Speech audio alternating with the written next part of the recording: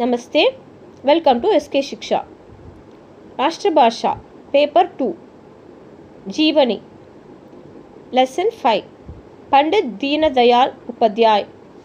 पंडित दीनदयाल उपाध्याय का जन्म सितंबर 1916 में राजस्थान में एक मध्यम साधारण हिंदू परिवार में हुआ। Pandit Upadhyay was born in Rajasthan in September 1916 in a medium ordinary Hindu family.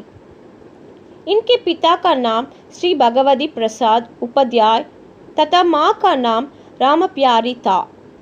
His father's name was Shri Bhagwati Prasad Upadhyay and mother's name was Rampyari.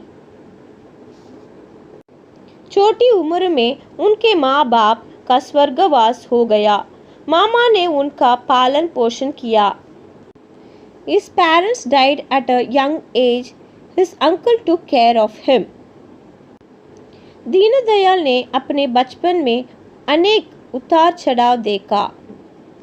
Deendayal saw many ups and downs in his childhood.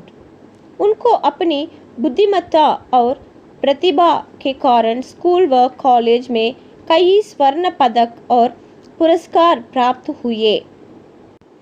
Due to his intelligence and talent, he received many gold medals and awards in schools and colleges. उन्होंने कानपुर विश्वविद्यालय से स्नातक शिक्षा पूरी की। He completed his graduation from Kanpur University. Pant Deendayal 1937 में कानपुर के राष्ट्रीय स्वयं सेवक संघ RSS के साथ जुड़े। पंत दीनदयाल joined the राष्ट्रीय स्वयं Sevak Sangh RSS of Kanpur in 1937. 1942 में कॉलेज की पढ़ाई पूर्ण करने के बाद RSS के प्रशिक्षण प्राप्त करने के लिए कानपुर चले गए। And after completing college in 1942, he joined the RSS. He went to Nagpur to receive his training. 1951 से 1967 वे जनसंघ के सेवक रहे।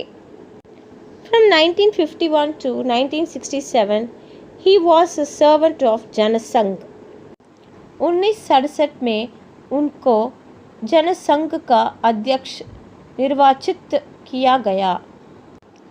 In 1967, he was elected the president of the Jansangh. उन्होंने RSS के कार्यकर्ता के दौरान एक साप्ताहिक पत्र पांचजन्य और एक दैनिक पत्र स्वदेश शुरू किया। He started a weekly paper Panchjanya and a daily paper स्वदेश during the course of an RSS worker. Doctor KB Hedgewar की जीवनी का मराठी से हिंदी में अनुवाद किया। Doctor KB translated Hedgewar's biography from Marathi to Hindi.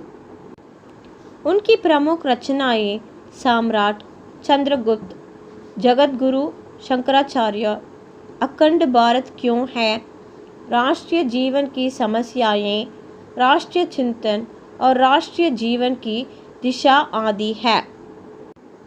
His main works are Emperor, Chandragupta, Jagadguru, Shankaracharya, Why is Akhanda Bharat, There are Problems of National Life, National Completion and Direction of National Life, etc.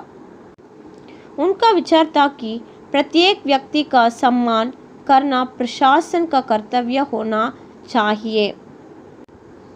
He was of the view that it should be the duty of the administration to respect every individual. लोकतंत्र भारत का जन्म सिद्ध अधिकार है। Democracy is the birthright of India.